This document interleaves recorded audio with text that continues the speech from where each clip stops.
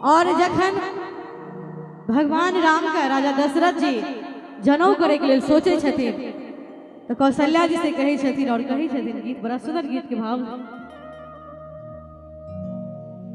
सिंहासन बैसला राजा दशरथ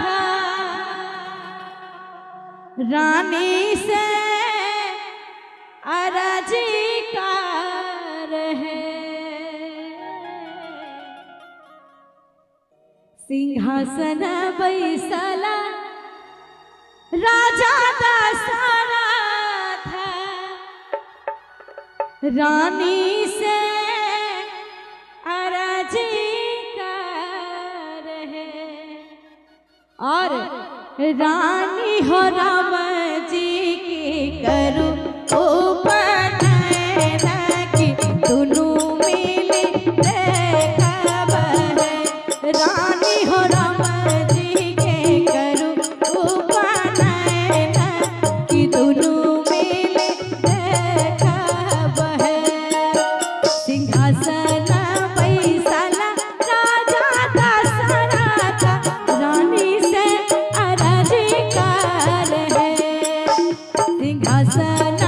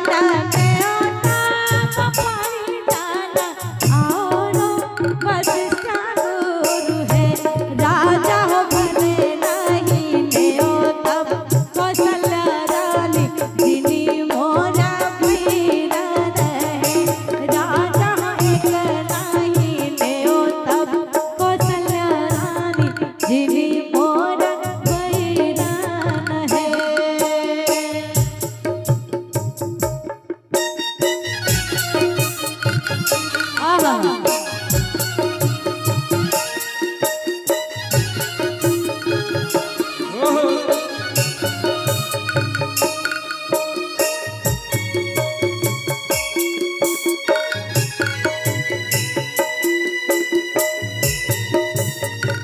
क्या बात है।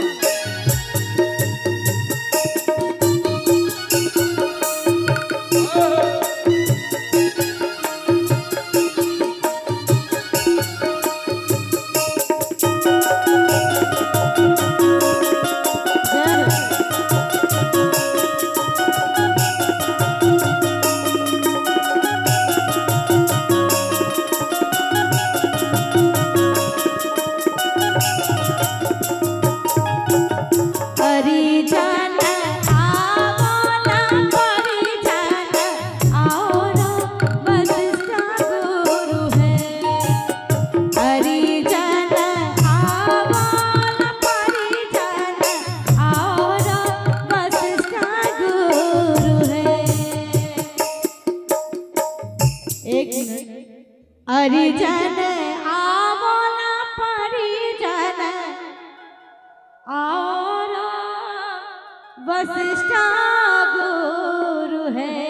और एक बार चाप की ताली बजा के सब गोटे राजा हो भले नहीं आए नी कौशल्या रानी जी मोर बहिन है।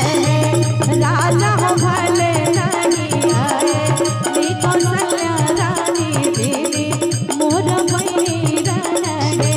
राजा हो भले नहीं आए नी कौशल्या रानी जी मोर बहिन है। राजा हो भले नहीं आए नी कौशल्या रानी जी मोर बहिन